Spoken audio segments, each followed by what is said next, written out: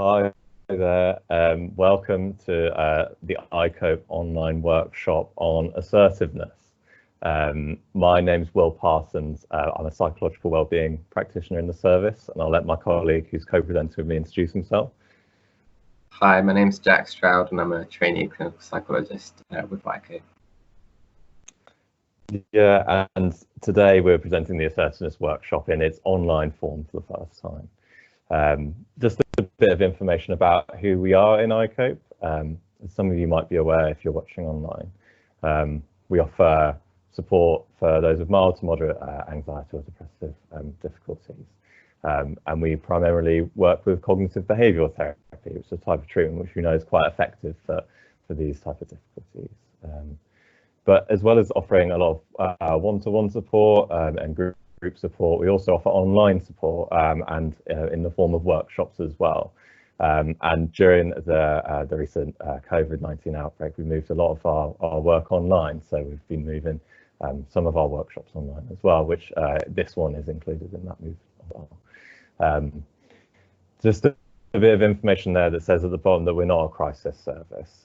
So if you do ever need support kind of in a crisis, this is not unusual to go through.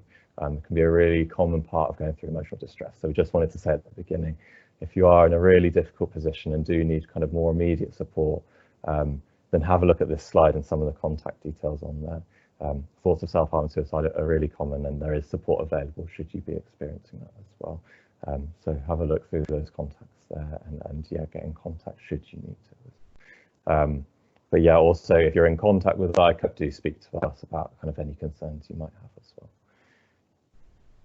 So the aims of today's workshop is it's all around assertiveness. So it'll be just to have a think about kind of what assertive is, what kind of assertive communication behavior is, but what are kind of some of the other types of communication behavior that we might go through as well and we might use. So kind of looking at passive and aggressive styles of communication as well. We'll be thinking a bit about how your own style of communication relating to others might work as well. And one of the big aims will be to learn techniques to help be more assertive in communication as well, and how to put these techniques into place in a way that might be helpful as well. Just briefly about what assertiveness is and kind of what a lot of what we'll be talking about today. It's basically it's a type of communication. It's communicating in a direct, honest and appropriate manner, thinking about kind of your needs, your opinions, your feelings and your thoughts and beliefs, and actually conveying those to others, but whilst also respecting the other person involved in the communication and what their needs, opinions, feelings, thoughts and beliefs might be as well. So we'll be looking a lot more into each of these areas as well throughout. So overall, we're the type of people we are, we're all born assertive, basically. So if you think about a child that's born, they'll cry to express their needs if they're kind of upset or they need something. But as we grow older and as we learn different ways of communicating, or we're in different environments where we have to communicate in different ways, we might pick up different styles of communication. And this might change from situation to situation. We might be quite assertive in some situations, but not in others. And when we're not assertive, it can lead to some difficulty, which we'll be looking more into. We can fall into other styles of communication throughout. But actually, we find that the assertive way of communicating can be the best for appreciating our needs, but also the other person involved in the communication's needs. So next, we'll be looking at kind of different styles of communication.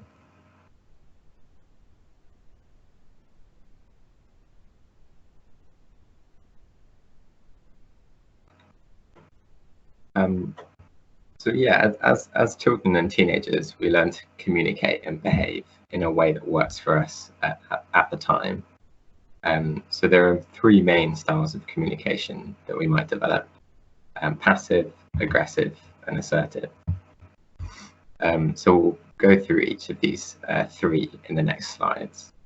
As we go through each style, we'll look at and discuss how to recognize these communication styles in yourself and others, the verbal and non-verbal characteristics of each style, examples of each to put them in a real life context, and advantages and disadvantages of each style. Okay. So first is the passive style. So if we're passive communicators, we're more likely to do the following things on the slide. So put others' needs first, and believe we're not good enough, and this is often linked to some kind of low self-esteem, and believe our needs are not as important as others. So therefore we don't express our honest feelings, thoughts and beliefs. We express them in a kind of moderated or apologetic way. So some examples of common thoughts we might have is, if we were in the passive style, would be, I don't count, I'm not as good as other people, people will think badly of me, or I might upset someone by communicating my honest feelings. So some kind of common feelings that are a result of this passive style might be feeling kind of weak or incompetent, having difficulty making decisions, and a reduced ability to cope with day-to-day challenges. So this is nicely kind of summed up in the blue quote at the bottom, that your needs are important, my needs are not as important. So yeah, if we next slide is going through the characteristics of passive communication, the verbal and non-verbal characteristics. Could you put the next? Yeah, thanks. Yeah, so if you're thinking of kind of the verbal characteristics, these might be kind of long, rambling sentences, kind of frequent throat clearing, fill-in words, kind of maybe, sort of. Again, kind of there's lots of apologies or apologies before making requests. Things like self-dismissal. It's not important. It doesn't really matter.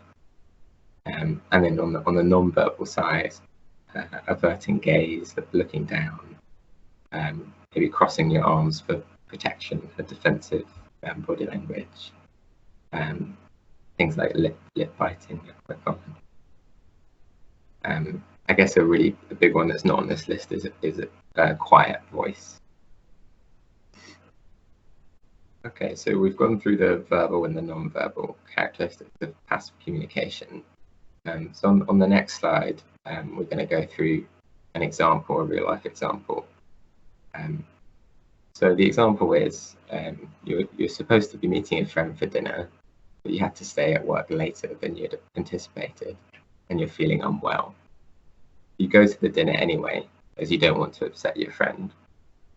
And there's this idea that kind of there's a connection between the way we think, the way we feel, the way we behave, and the body sensations we have in situations. And these four areas kind of all influence one another, and can form kind of feedback loops that maintain experiences. So yeah, in this example, the thoughts that someone might be having is, I don't want to upset my friend, so I'll go for dinner tonight. They might be feeling a bit stressed or worried because they're not feeling very well, even annoyed, and that they have to go to dinner to kind of please their friend. In their body, they might be feeling kind of even more unwell than they did earlier in the day, tired, tense, that kind of thing. And their behaviour at dinner might be kind of to withdraw from conversation and be a bit subdued. And I think it's really important to think also about the kind of wider impact of this cycle. So there could be some negative impact on relationships. So the next time you see a friend, it might be awkward. The friend may not have understood your withdrawn behaviour at the dinner. And okay, so going on to the next slide, we're going to look at the kind of advantages and disadvantages of passive communication. So yeah, take a look at some of these on the slides. So the advantages might be you can get praised for being selfless, kind of rarely blamed. You avoid a lot of kind of negative things by always being passive in a way. avoid, postpone, or hide conflict. And I guess the idea here is that the anxiety is reduced in the short term, but maybe not the long term. So some disadvantages might be a kind of long-term build-up of stress and internal anger because you're kind of not communicating what you actually want. You might get stuck in relationships that are unhealthy or difficult to change. Others might walk all over you, and there might be a kind of loss of self-esteem as a consequence. So another kind of disadvantage might be kind of not knowing how to say no to invitations or no to kind of some sort of peer pressure, etc. So moving on to the next slide, I'm going to talk about the aggressive style, which is kind of on the other end of the spectrum of communication styles. So this is where a person stands up for their personal rights and expresses thoughts and feelings in a way which is often inappropriate and dismisses rights of others. So the idea is that kind of when threatened, their response is to attack, and superiority is maintained by putting other people down. So they could be rude or insulting and can offend the rights and feelings of others, and it may actually be kind of masking poor communication skills underneath. So yeah, again, this kind of quote in red nicely sums this up.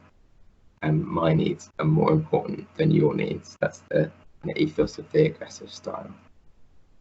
Okay, moving on to the next slide, looking at the characteristics of aggressive communication. Some verbal characteristics might be kind of a sarcastic or condescending voice, emphasizing blaming words, boastfulness or threatening questions. Kind of, haven't you finished that yet? Or why are you doing it that way? Some kind of, and I'm sure you can think of other examples of verbal characteristics. Some non-verbal characteristics might be kind of intruding on someone's personal space, getting a bit too close, kind of gesturing, pointing, fist clenching, scowling, kind of a facial expression where your jaw is set firm.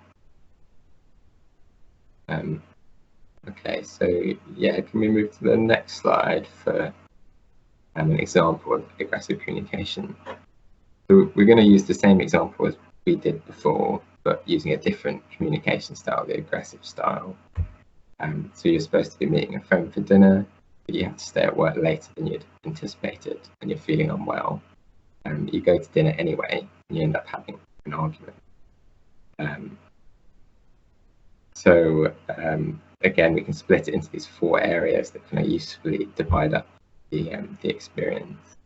So the thoughts you might be having is kind of, my friend never understands how busy I am. She just doesn't get it. You might be feeling kind of stressed or annoyed at your friend for this.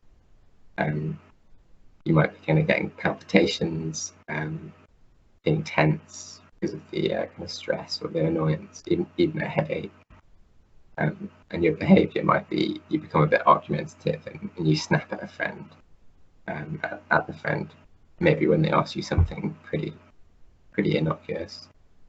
So again, it's pretty important to think about the wider impact of this cycle, kind of the negative impact it could have on relationships. So this friend may not ask you to dinner again, considering you both had an argument, and this might kind of make you feel some loss or some sadness about that. Okay, and moving on to the next slide, we're going to look at the advantages and disadvantages of aggressive communication. So what are some of the advantages? Others do your bidding. So if you're aggressive, there's a chance people will kind of submit to what you want. Things tend to go your way. You're less vulnerable. You feel in control. And I think it's worth saying that there's a kind of release of tension where you feel powerful. So there's some kind of like, it feels good to be aggressive sometimes. And then moving on to the disadvantages, this kind of behavior kind of creates enemies, and even kind of enemies out of friends, creates resentment in those around you, and makes it difficult to relax, have maybe can lead to unstable relationships. And it might mask this kind of feeling inferior or scared deep down. And in that way, it's kind of a protective style. You might feel kind of guilt and shame about communicating aggressively, and this could lead to kind of decreased self-confidence and self-esteem in the long term. Okay, so we've gone through the kind of passive and aggressive style now. So moving on to the next slide, we'll look at the assertive style. So this, if we think of it, the communication styles as a spectrum, with passive at one end and aggressive at the other, the assertive style is the balancing act in the middle, and it integrates bits of both styles. So the assertive style is a way of communicating feelings, thoughts and beliefs in an open and honest manner without violating the rights of others. In this style, the person kind of knows they have rights, but also remembers that others do too. In this style, someone might make a request or complaint in a polite but firm manner. They remain in control and can choose the most appropriate behaviour for the situation. And the kind of key heart of it is they're respectful towards themselves and also respectful towards others. So this is really kind of often really difficult to achieve the assertive style of communication, but responding in an assertive way can help us build strong relationships with people and boost our self-esteem. And it's probably worth saying that not a single person in the world is going to be in this style 100% of the time, but it's something to kind of try to move towards. And it's nicely summed up by this quote in green: "My needs are important, your needs are important." So it's that kind of equal sign instead of a less than or a more than sign. Okay, moving on to the next slide, looking at the characteristics of assertive communication. So yeah, some of the verbal characteristics might be a kind of firm, steady, relaxed voice, and being sincere and clear, and not overly loud or quiet. The use of cooperative phrases is really part of it. So kind of asking the other person what their thoughts are on a subject, and that's really kind of testament to that idea of respecting the other person as much as you respect yourself, and asking questions to find out what's going on for them. And maybe constructive criticism without blame. So I feel irritated when you interrupt me. And willingness to explore other solutions. So how can we get around this problem? So yeah, some of the non-verbal characteristics might be direct eye contact without staring. So I guess the eye contact could be seen as aggressive if it's that kind of too intense. Receptive listening, an open body stance, and smiling when you're pleased and frowning when you're angry. And that's part of that kind of honest communication feelings, and a relaxed jaw. Okay, so these are some of the verbal and non-verbal characteristics of assertive communication. So moving on to the next slide, we're going to go through the same example as we have with the previous styles. So you're supposed to be meeting a friend for dinner, but you have to stay at work later than you'd anticipated, and you're feeling unwell. So how might someone respond and behave assertively in this situation? So now I would ask you to do a task. So that's either in a group, if you're watching this as a group, or on your own. And when I ask you to, if you could pause the video and take a few minutes to do this. So the idea is to kind of fill out these 4 areas with some thoughts that you might think the person is having, some feelings they might be having, what they do, and also kind of some body sensations they might be experiencing. So yeah, take a moment now and pause the video until you're done, and we'll come back afterwards.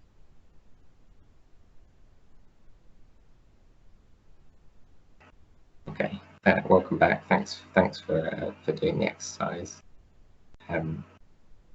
Yeah, so some ideas that people have said in previous workshops might be kind of, the thoughts would be around kind of my friend will understand. They may feel a bit let down, but I really need to look after myself this evening.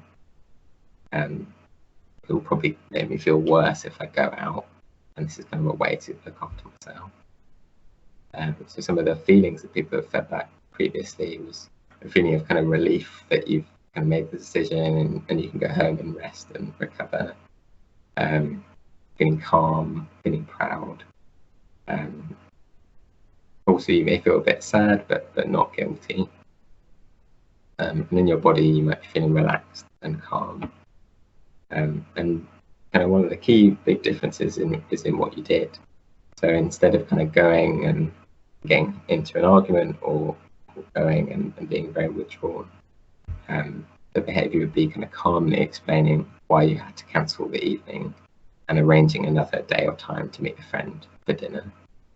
And kind of one of the points here is to kind of let them know as soon as possible and be considerate of your own and also their feelings.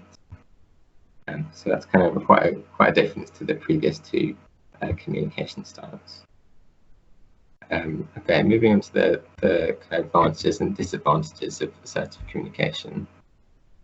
So some advantages might be kind of higher self-esteem and self-respect, and importantly, increased chances of getting what you want out of life. There's this idea that kind of if you don't ask, you're not going to get. And it's not surprising that if you kind of state your honest thoughts, beliefs, and feelings, it improves the chance that you'll get what you've communicated for. Another advantage is resentment doesn't build up. Others will respect you, and you'll be more able to kind of see, hear, and love others as well. And I think the love bit refers to kind of connection. So if you're kind of expressing things honestly, it enables you to connect with people more easily. So some of the disadvantages might be it can feel really frightening and difficult to reshape beliefs and behaviours that you might have had for most of your life. There's no guarantee of outcome, so you can't control how people react. You can only control how you communicate. Like some other kind of disadvantages might be that friends and family may have benefited in some way from you being passive, and they might try to sabotage your new assertiveness. Okay, moving on to the next slide. There's this Venn diagram. So it's kind of two circles. You've got your needs and others' needs, and the aggressive style very much sits only in the your needs circle. So it's the person only considers their own need. The passive style very much sits in the others' needs circle, and doesn't consider their own needs. Whereas assertiveness sits in where the two circles overlap. So it's that balancing act of keeping your needs and others' needs in a balance. And yeah, it's really difficult, and this kind of takes practice to communicate assertively. And at times, all of us may slip into passive or aggressive communicating. So this might be a useful diagram to kind of even to draw out to yourself sometimes and put an X where you think you are, or to kind of keep in your mind and think, where am I at the moment in these two circles? Yeah, so if you're kind of setting out to change how you communicate, you're asking yourself to reshape beliefs, values, and ways of communicating that you've held and probably used since childhood. This could feel kind of uncomfortable and frightening. Persistence is key, so kind of keep going and practicing, and it will get easier and easier as you do. Okay, so yeah, moving on to the next slide. Will's going to talk you through how to be assertive. Thanks, Jack. Yeah, so we've covered a lot about kind of what assertiveness might be and some of the other communication styles as well on the other ends of the spectrum. I think that diagram that Jack was talking through just now, the two circles, and kind of where assertiveness might come into that. It just really brings in kind of, yeah, your needs, but also respecting the other person's needs, which is a message kind of that will come throughout all these techniques. But also, like Jack said, there can be different situations where you might notice kind of you're more likely to maybe be aggressive and only think about your needs, or other situations where you might only be thinking about someone else's needs, so being more passive as well. So as we move through the techniques, it might be quite helpful just to think about which situations you notice that happening for yourself, just to identify where it might be helpful to use some of these techniques. And then also, as I go through some of the techniques, just having a think about how you might use them as well, because you've got to find a way that works best for you, to use them in the situations where you might have difficulty being assertive as well. So feel free throughout, if there's one that you find might be particularly helpful for a certain situation, to pause the video, make a note of what you might try in that situation as well. Because as Jack was saying, actually the practice with these is where you can really start to see kind of some change happening. And actually, as Jack was saying as well, that can be really hard. So try and make a note of what might work for you. Try and put it into practice if you can, kind of following this workshop, and just see how it goes after 12. But just looking at the slide to take you through what we'll be talking about now, we'll be going through some general assertiveness techniques, how to make requests, how to say no, which can sometimes be difficult, how to cope with criticism, and also accepting compliments. But before we look at those, it can be helpful to think of your rights in being assertive in certain situations and in regards to how you might communicate. So actually, there's a handout which will be attached with this video on the iCope website that you can have. It's just a Word document that has this Bill of Assertive Rights on, because it can sometimes just be helpful to either have this printed or to have access to it, to think about what your rights are and where you might not be kind of keeping to them as well. Like I was saying earlier, there might be different situations where you notice kind of you're not adhering to different rights, and you might not be going kind of through the different ones and thinking about kind of what your rights actually are. So it's helpful to have a read through these and to think where you might not be keeping to your rights. For example, the right to say, for example, I don't understand in a situation. You might not feel that you have that right in certain situations. So it might be worth thinking actually kind of, oh, if I do have that right in certain situations, maybe I can say something differently. So it's just something to consider whilst going through all these techniques, but to kind of have as like an overview of kind of where you might be able to fit these in if you're breaking these rights in certain situations. In terms of, just to start with, general assertiveness techniques, these are just different ways in communication that you can get across kind of what your needs might be as well. First of all, there's the basic assertion. So just when you need to make a statement that expresses your needs, it typically uses an I statement. So you're kind of referring to your needs. So you say I, and it's just expressing your needs, wants, and beliefs in that sense. So for example, I need to be away by 5 p.m. or I feel pleased the way this issue is being resolved. So kind of just getting your needs across. There's also the empathic assertion. And this can be used when the other person is involved in a situation, but they might not be doing something that exactly fits with you. And you might want to indicate that you're aware of their position. So respecting their needs as well as your own. For example, I know you're busy at the moment, but I'd like to make a request of you if that's okay. Against their side, but also kind of what you want. And there's also the negative feelings assertion. So this is if you are noticing some negative emotions because of another person, you want to communicate that, but in an assertive way. And it can be really easy for that to slip when we go through negative emotions. We might not communicate assertively, we might not take into account the other person's needs and our needs at the same time. But doing this in this way, it's just a controlled and calm way. You can draw attention to the undesirable effects of the person's behaviour that it's having on you. And it allows you to kind of deal with the feelings without making an uncontrolled outburst, and just makes the other person aware of kind of what their actions are doing and how that's affecting you. For example, when you come home late without telling me beforehand, I worry something is wrong and I feel angry. I'd really appreciate if you could ring and let me know beforehand. So communicated how they might make them feel, what they might want them to do, and kind of thinking about both the sets of needs in that situation.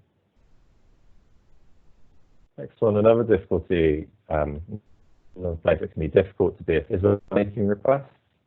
When doing these and trying to be assertive, it's important to think about what it is you'd like to happen or achieve in making requests, and sometimes even planning that beforehand, describing the outcome like it says there. Think about what is reasonable to ask of the other person, and thinking that you don't need to apologize or put yourself down. You have the right to make a reasonable request, as long as you recognize that the other person has a right to refuse, thinking of kind of all those rights in that situation, but mostly yours and the other person.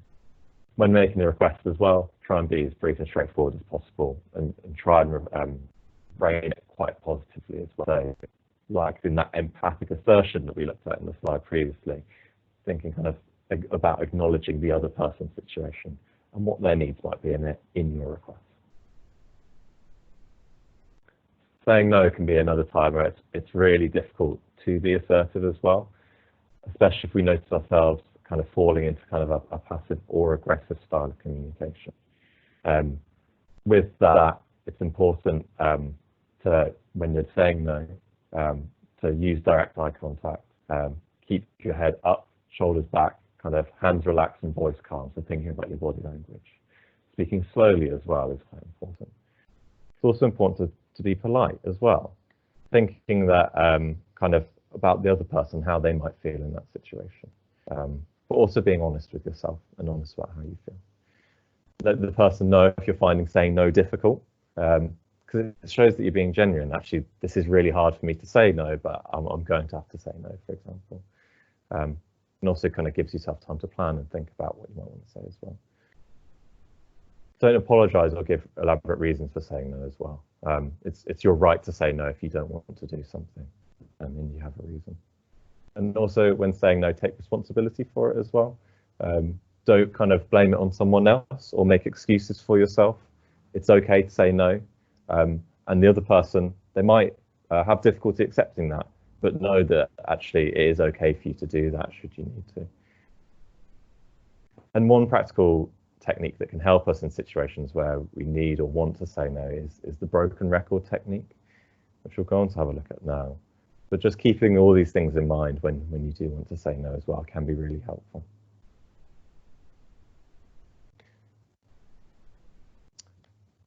So thinking about the broken record technique, what this involves is preparing what you're going to say beforehand if you're in a situation where you think you might have to say no, and actually just repeating it as often as is needed and is necessary in a calm and relaxed manner.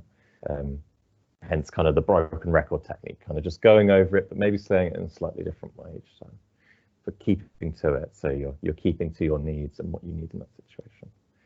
We're actually going to try a bit of a role play now. So me and Jack are gonna role play kind of someone in a difficult situation using the broken record technique. So we'll start off just explaining the situation. So imagine that your friend has had a difficult day and they call you to ask for you to come for a drink with them later, but you can't go because you've booked to have dinner with your mum for her birthday. That's the situation. So let's just role play this now. So hi Jack, it's Will. Hi Will, how are you? Yeah, not that great actually. I've had a rubbish day and I feel quite down. Could you come for a drink later with me? Oh, sorry to hear you've had a rubbish day and you're not feeling good. Can't come for a drink because I'm taking out my mum for dinner for a birthday tonight. I'm sorry. Oh, I'd really like to see you. Please come for a drink. I can't tonight. I've booked dinner with my mum. Maybe just one drink? I really can't because I'm having dinner with my mum for her birthday. What about asking Alice or Joe? They might be free. Okay, no worries. Yeah, good idea. Okay, I hope you have a good night and feel better. Let's arrange drinks another day. Okay, great. Sounds good. See you soon. Bye. So in that role play example, you can see actually by kind of just sticking to what his needs were, and in that situation that he wanted to go for, he was going for dinner with his mum, and just staying to it and saying it politely, calmly, repeating it back, and not having to make excuses as well. Actually kind of got the message across that actually no, this is what I'm doing tonight, and that's not going to change. So it's just one way of sticking to what you want in a certain situation when you have to say no. Next, thinking a bit about criticism.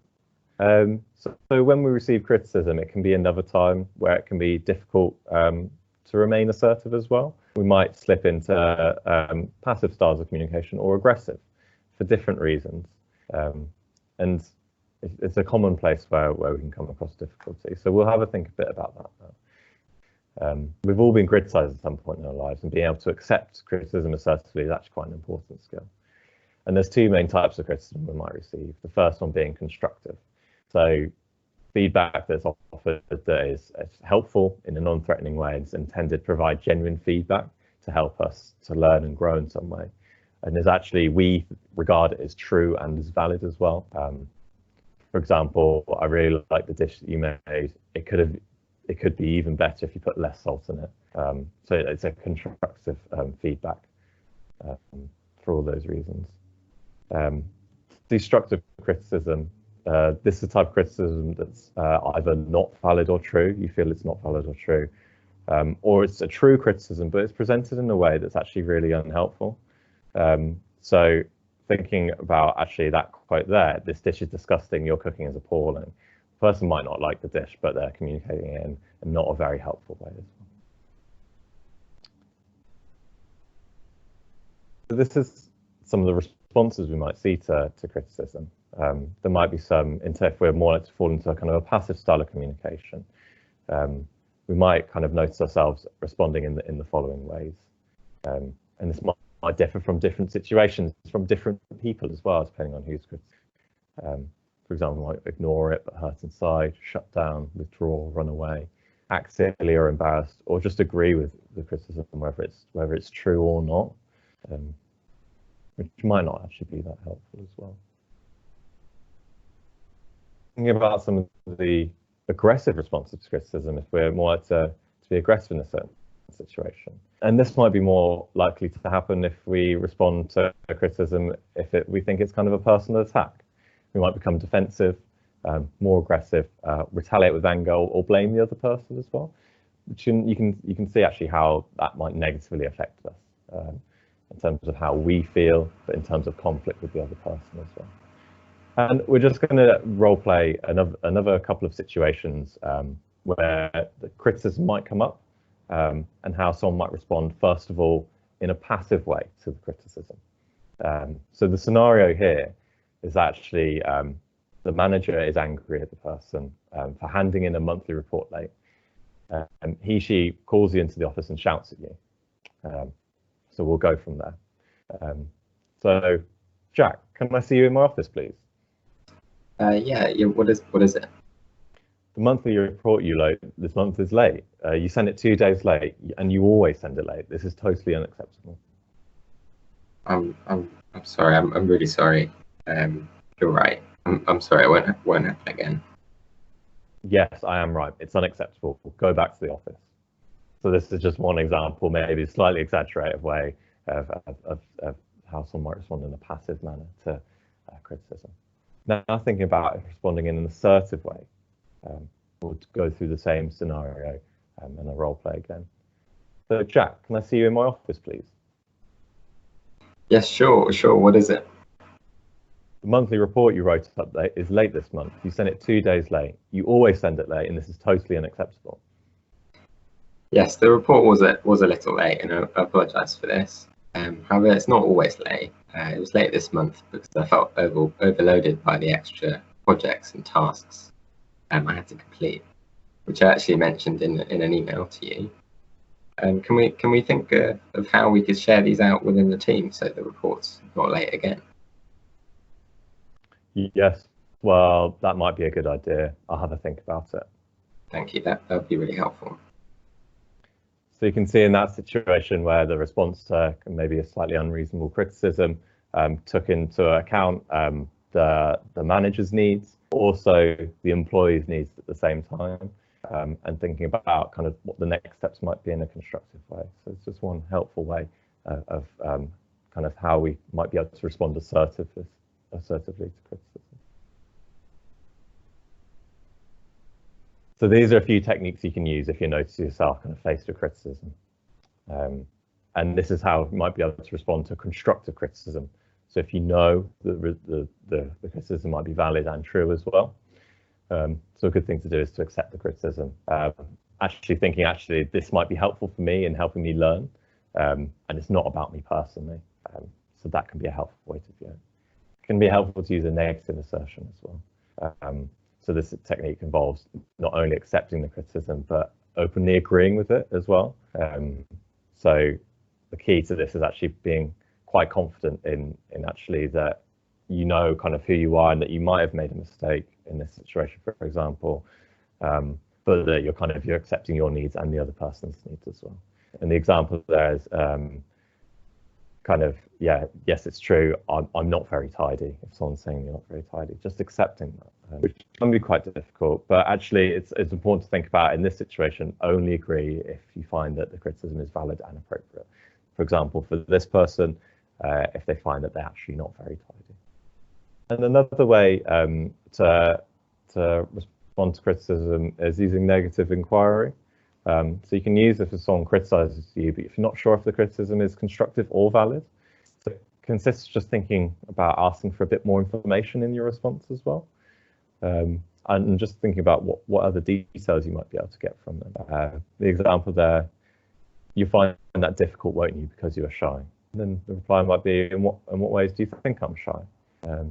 Instead of kind of just accepting that, if you may be in a more kind of passive kind of frame of mind in that situation, kind of thinking of asking why. And it can improve the channel of communication. If criticism is manipulative, then that kind of the critic will be put on the spot, and if they don't have a reason for that as well. So it kind of takes your needs into account much more. In terms of responding to destructive criticism, we can disagree with the criticism, but actually it's worth recognizing that destructive criticism can be much more difficult to deal with because of some of the emotions that it might bring up.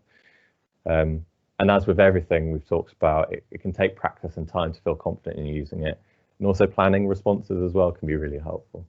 So you can simply disagree with the criticism whilst remaining calm, watching your kind of non-verbal behavior, checking that you're not get aggressive, which can be really hard to do in these situations. Or actually kind of sometimes being passive in these situations can be quite hard not to do as well, especially if we're used to that in these situations. Also the diffusion technique as well. So the aim of this is to diffuse a potentially aggressive or difficult situation, to use when a criticism is neither constructive nor accurate. So the criticism might be, for example, you haven't got a job, you're completely unproductive and useless. And your reply might be, yes, you're right, I don't have a job. And I'm doing 3 hours of job searching every day. So you're putting something else in there just to help kind of diffuse that by not kind of responding, not becoming aggressive or passive, just removing the destructive power from that comment. So just some general tips to remember when being criticized as well, and useful to use with all these techniques as well. Situations in which we're being criticized might cause tension in ourselves, kind of physically, emotionally. So do try to relax. Think about kind of how you might look in that situation. Think about the tone of voice and also making eye contact as well. Listen and wait as well is so important. Wait for someone to finish what they're saying. We might make assumptions based on their tone of voice, if they're criticizing us destructively, especially. But wait to hear what they say. And then that leads on to the next part as well. Actually respond to the content of what's being said, the words that are involved, and not just the tone that's being used as well, which can be really hard to do sometimes, but it's worth trying. Actually just listening to the words that are being said. Question and reflect it.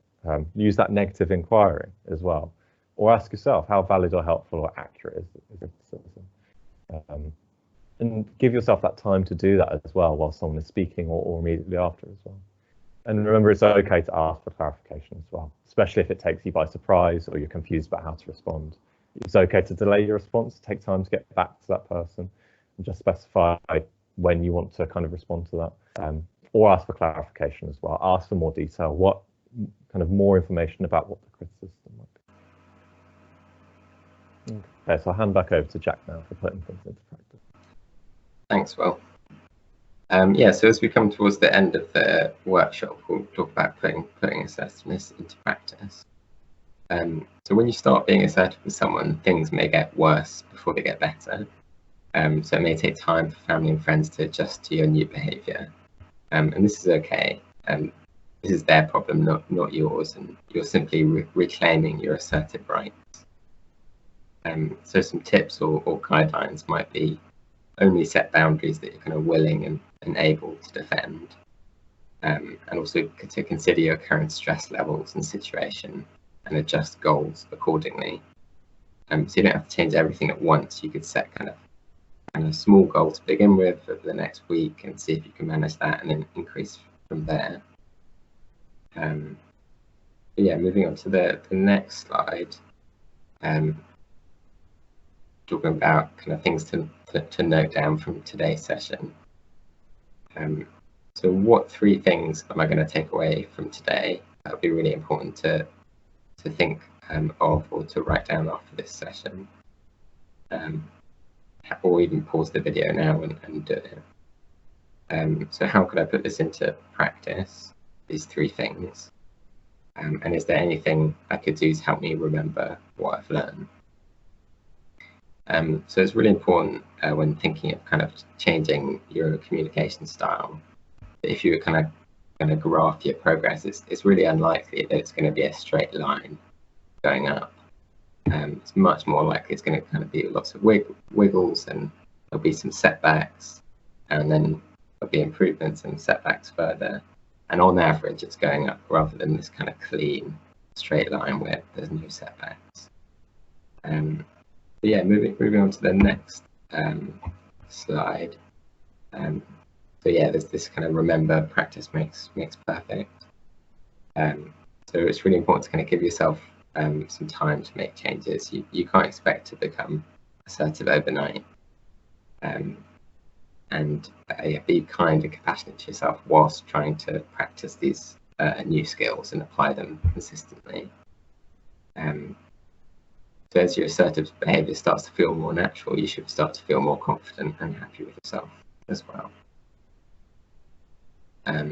Okay, and now going on to the next slide, which is further reading. So here's kind of 2 really good books if you want to do some further reading around this topic. This could be really a good way to kind of reinforce what you learned today and put some of these things into practice. Okay, and now going on to the last slide, which is how to contact us. So if any of you need to contact iCope, here's the information. Yeah, I just want to say really thanks for listening, and I hope you take something from today that's useful for you.